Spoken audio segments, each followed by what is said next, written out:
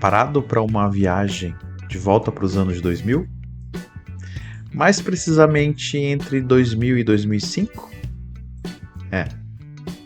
Essa é uma época de inovação no cinema e ainda mais é uma época das grandes franquias, ou seja, um prato cheio para o universo nerd. Nessa época a relação que a gente tinha com os filmes era diferente. A ida ao cinema, por exemplo, era um evento. E se o filme saísse de cartaz, meu amigo, você teria que esperar muito tempo para ter outra oportunidade para assistir. Muitas vezes a gente tinha que ficar à mercê da programação da TV, assistir tela quente, depois no dia seguinte comentar com todo mundo na escola, ou até a programação dos filmes disponíveis em uma locadora. Sim, isso era uma coisa que existia, locadora de filmes. E assim, filmes como Senhor dos Anéis, Harry Potter eram lançados quase todo ano. E isso mantinha as histórias vivas em nossa memória. E fazia com que a gente realmente vivesse um filme de cada vez. Porque o filme era lançado e você consumia e todo mundo consumia ao mesmo tempo e todo mundo falava sobre. Então por isso que também esse filme ficava vivo na nossa memória. E assim, assistir um filme envolvia todo um processo. Você tinha que comprar ingresso, você esperava em fila e às vezes quando o filme era um lançamento, por exemplo, eram filas quilométricas. E já teve filme que eu não tinha lugar para sentar. Não sei como isso era possível, né? Mas já aconteceu. E eu lembro, por exemplo, de filmes que eu basicamente sentei no chão, acampei ali para não perder o meu lugar, já que não era lugar marcado. Isso aconteceu, por exemplo, em Matrix Reloaded. Então você esperava nas filas, você debatia com os amigos no final da sessão. Na locadora você escolhia um filme, às vezes discutia com algum desconhecido ali sobre um filme ou outro, pedindo indicação ou dando indicação, né?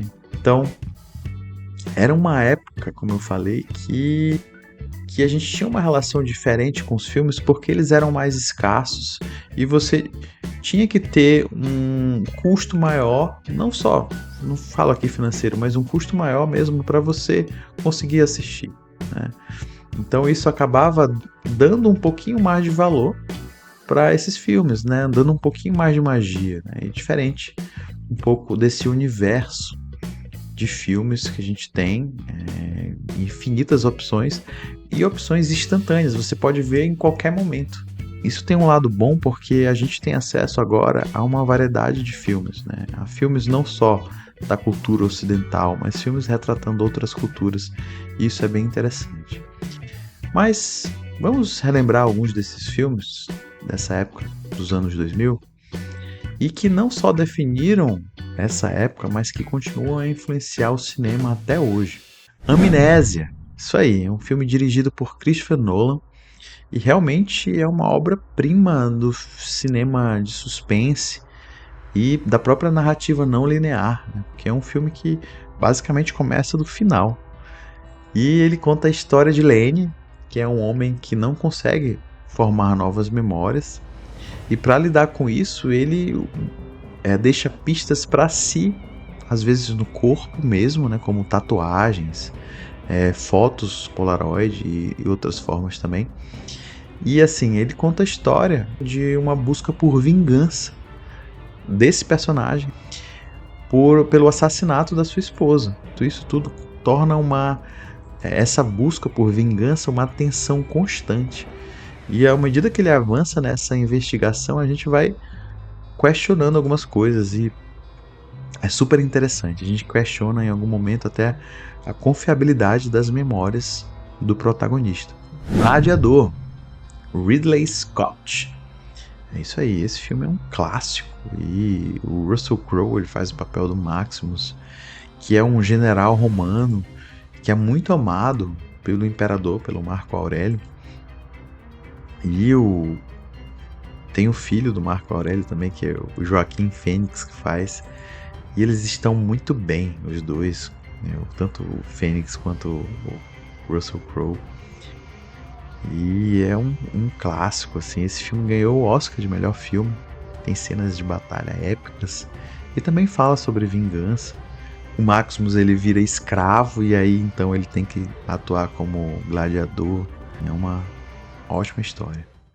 O Alto da Compadecida, de Guel Arraes. Então essa comédia, ela é um tesouro do cinema brasileiro. É de fato uma comédia com humor inteligente e também com crítica social. É um filme muito gostoso de assistir. Os personagens são extremamente carismáticos e é um aperto no peito, é um quentinho, é demais esse filme. E é baseado na obra do genial Ariano Suassuna, então é incrível. Se você ainda não tiver assistido, assista, que você não vai se arrepender. Náufrago. Então, Náufrago é um filme também que marcou uma época, é um filme muito marcante. Até hoje as pessoas falam, comentam do Tom Hanks, que basicamente é ele o filme, ele uma bola de vôlei, que o Wilson. O Wilson também ficou muito famosa, mas é um grande filme, né? Que, inclusive, o Tom Hanks está de parabéns também na sua atuação. O Tigre e o Dragão, de Ang Lee. Esse filme não é só um épico de artes marciais, ele é considerado também um épico ou uma história profunda de amor e destino também. É visualmente muito bonito os movimentos, a atmosfera desse filme é bem bonita mesmo. Também uma obra-prima do cinema. Assista Tigre e o Dragão. Snatch, Porcos e Diamantes, de Guy Ritchie.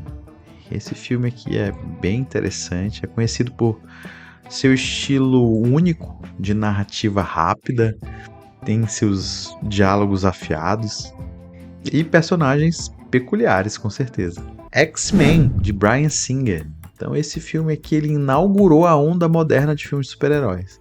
Por isso que eu coloquei aqui, porque ele teve essa importância. Ele pode não ser tecnicamente um filme que mereça estar nessa lista, né?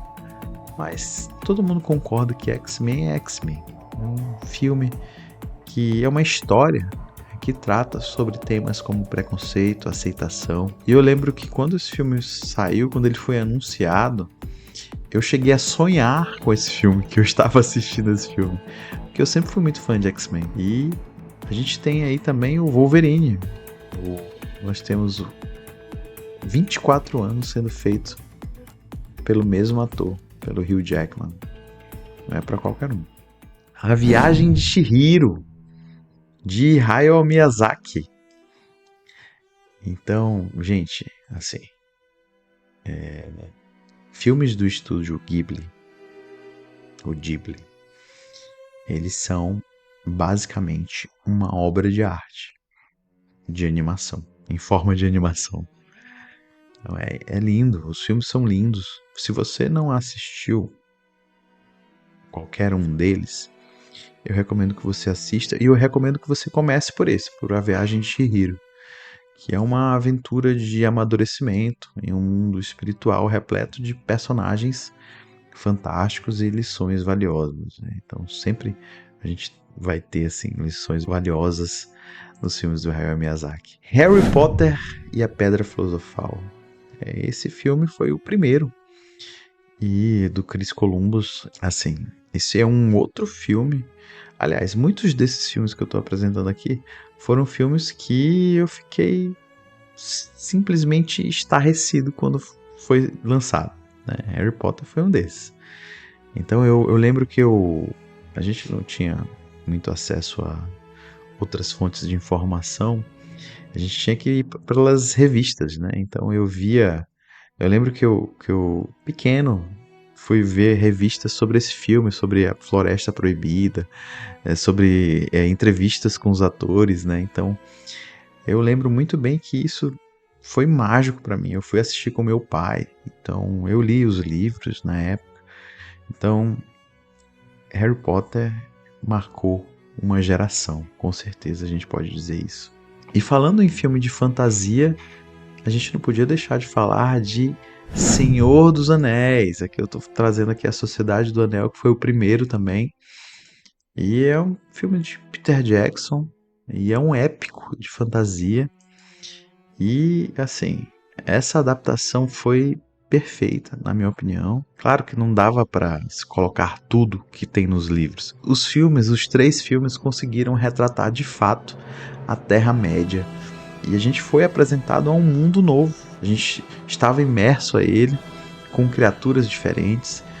E assim, as locações, inclusive, desse filme eram reais. As pessoas até hoje fazem turismo para visitar essas locações. Senhor dos Anéis, de fato, marcou também uma geração e marcou os filmes de fantasia.